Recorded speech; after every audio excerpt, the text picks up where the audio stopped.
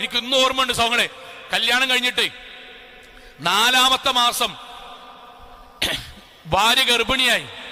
പോന്റെ അമ്മ നിസ്കരിക്കണേ പർദി മഫ്തൊക്കെ ഇടുന്ന തന്നെയാണ് ഉമ്മ വന്നിട്ട് 4-ാം മാസം തന്നെ ഗർഭിണിയായ മോശമാണ്. നമ്മളെ നാട്ടിലെ ചിന്താഗതി ഞങ്ങൾ അബൂജാലിന്റെ കൂടെ പോയിക്കൂടെ അതിനൊക്കെ. എവിടുന്ന 2026 ഇന്നാലും അത്തരം വർത്താനം നിർത്തണില്ല ആൾക്കാര്. മോശാണ്, 4-ാം മാസം തന്നെ ഗർഭിണിയാക്കുക മോശാണ്. അതുകൊണ്ട് അവനെ നിർബന്ധിച്ചിട്ട് അബോർട്ട് ചെയ്യിപ്പിച്ചു. കൂടെ ഒരു പ്രോഗ്രാമിന് മുമ്പ് അവൻ ഡ്രൈവറായിട്ട് കൂടെ യാത്രയിൽ വണ്ടി ഓടിച്ചോണ്ട് കരഞ്ഞിട്ട് പറഞ്ഞ വാചകം എന്താ അറിയോ? 1-ാമത്തെ കുട്ടിന് ഉമ്മാന്റെ നിർബന്ധത്തിന് വേണ്ടി 4-ാം മാസം തന്നെ ഗർഭിണിയായപ്പം മോശാണ്, കുറച്ചൊക്കെ കഴിഞ്ഞിട്ട് മതി എന്നൊക്കെ ഉമ്മ പറഞ്ഞപ്പോ ഞാൻ നിർബന്ധത്തിന് വഴങ്ങി ഞാൻ അബോർട്ട് ചെയ്തു. മോലി 12 കൊല്ലായി, പിന്നെ എനിക്ക് കുട്ടികളുണ്ടായിട്ടില്ല.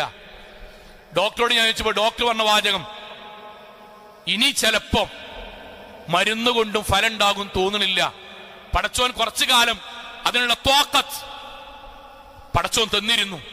അന്നല്ല തന്നത് നിങ്ങൾ ഒഴിവാക്കിയില്ലേ. ഇനി പടച്ചോനോട് ചോദിക്കണീന് വരെ എനിക്കറിയില്ലട്ടോ, നിങ്ങൾ ഏതായാലും പ്രാർത്ഥിച്ചോളിൻ.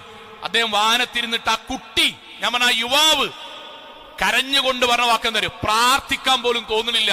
പടച്ചോൻക്ക് തന്നതല്ലേനിയോ, ഞാൻ കൊണ്ടുപോയിട്ട് കളഞ്ഞതല്ലേ. ഉമ്മാരെ, പെൺകുട്ടിയാളെ, ആൺകുട്ടിയാളെ, പലരക്ക് പീടിയുന്നു സൂപ്പർ മാർക്കറ്റിൽ നിന്ന് കിട്ടുന്നതല്ല. അതുകൊണ്ട് അല്ല യഹബു എന്ന് പറഞ്ഞ് അല്ല ഇഷ്ടപ്പെട്ട് തരുന്നതാണിത്. എനിക്ക് ജർമ്മനിക്കും എനിക്ക് കാനഡയ്ക്കും എനിക്ക് മഞ്ഞക്കൂടെ മണാലിക്കും പോകാൻ കുട്ടി തടസ്സാന്ന് വിചാരിക്കുമ്പോഴേ ഇതൊക്കെ കഴിഞ്ഞിട്ട് അവനാനൊരു കാലം വരുമ്പോ അല്ല ഞാൻ ഇക്കോട്ടെ മൈമൂന, ഞാൻ ഇക്കോട്ടെ മുഹമ്മദ്, ഇനി ചോദിച്ചോ ഞാൻ തരാന്ന് പറഞ്ഞ അല്ല തരും. മക്കളുടെ ജീവിതത്തിൽ മടുപ്പും പ്രയാസമാക്കിയിട്ട് നമ്മുടെ നാട്ടിൽ കാഴ്ചപ്പാട് നമ്മുടെ മനസ്സിലുണ്ടാക്കുമ്പോഴേ പടച്ചോനോടും ഖുർആനോടും ധിക്കാരം പ്രവർത്തിക്കണോനാണ് എന്ന് തിരിച്ചറിവെങ്കിലും ഉണ്ടാകണം.